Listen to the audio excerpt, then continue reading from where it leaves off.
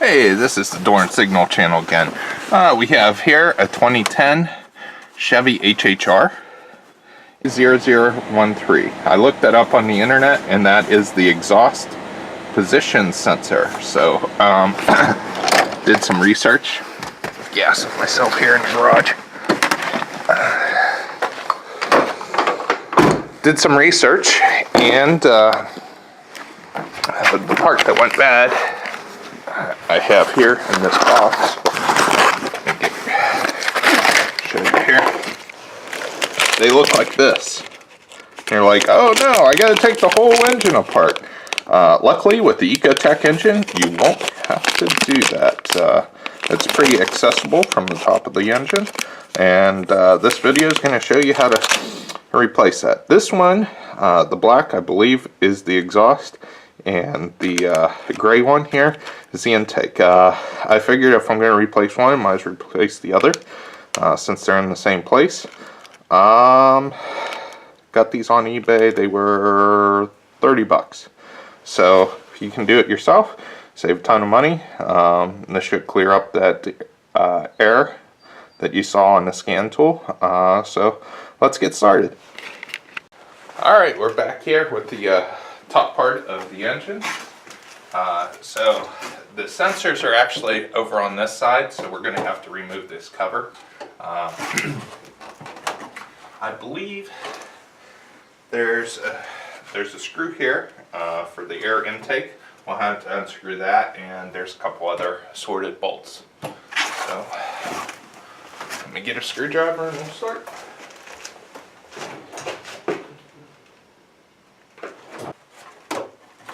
Alright, that one's out.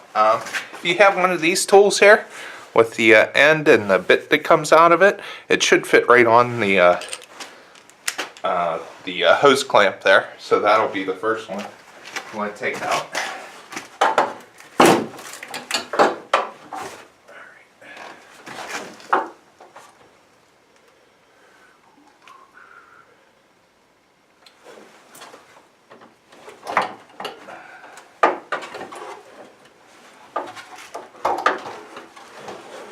You want to be careful when you take it off too. There is a sensor right underneath here, so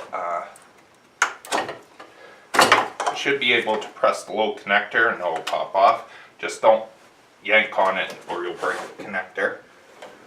So, alright. So she's almost out here. There we go. And she's out. Now on the any of the Chevy HHRs, I've noticed these hoses are always broke. So, I mean, you can buy one on the internet. Probably one of the, I mean, you go to GM, any Chevy dealership, you should be able to get another one. I don't know the part number, but I don't know why. It's just like this cloth material. They're always breaking. It's for the air intake, so actually, that box has the air filter in it, which I think they could have put a better system than that. But alright, so we're into the meat of her here. Bring a camera over here so you can see it better. Alright, we got it set up here now, and the sensors here, this it'll say here on the actual top of the engine which one's in and which one's out. This one's the intake, this one's the exhaust, and this one's the black one in the back, and this one's the gray one in front. So these connectors, you want to be kind of careful and ginger to pull them out. They do have a clip on the bottom that isn't very easy to get to, so I'm going to see if I can get one of my pick tools to try to pry the inside of the little clip out so I don't break them.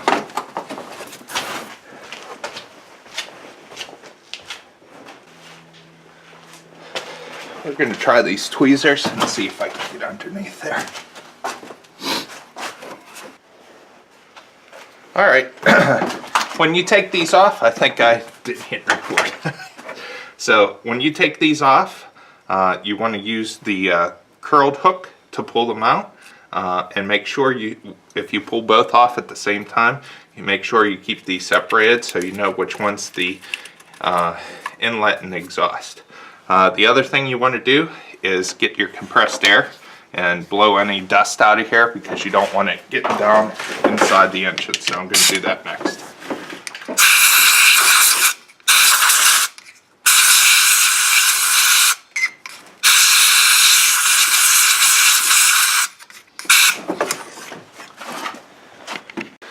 All right.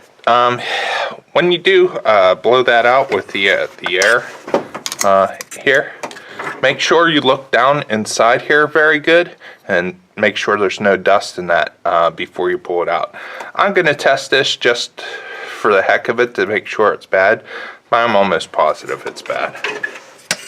So I'm going to hook it up and I'll show you how to do that. Getting a reading there on the input one. Alright, exhaust one, nothing.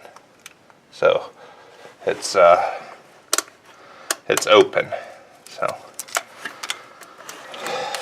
So that pretty much shows that the one here in the back's bad. The one in front's okay, but I'm going to replace them both since I'm in here.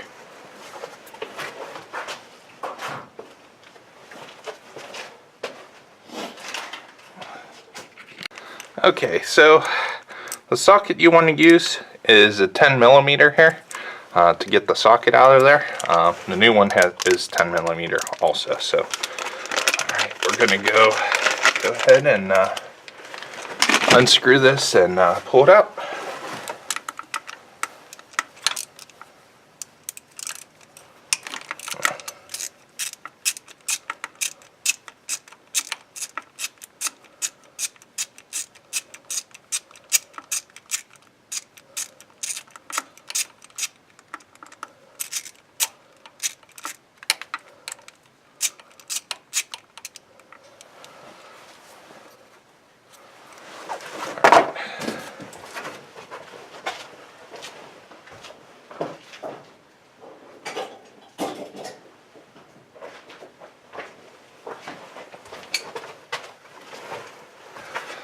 It will be a little sticky, so you'll probably have to try to twist it back and forth here a little bit.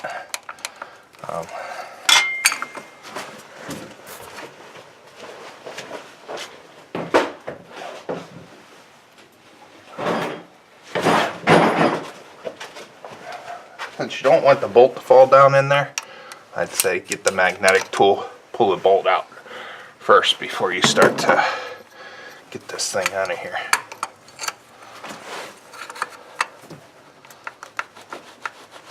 There it is, and it's out.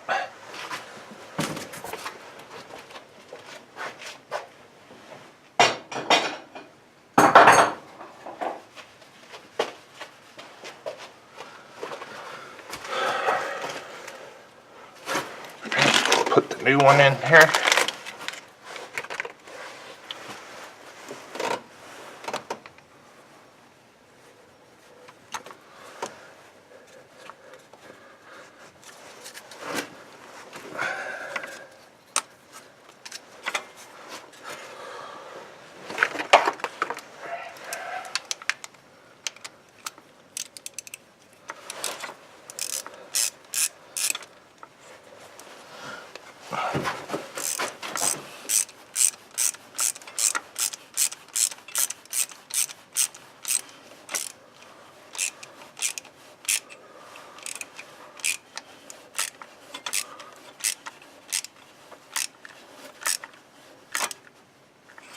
Actually, I think it's not totally sealed.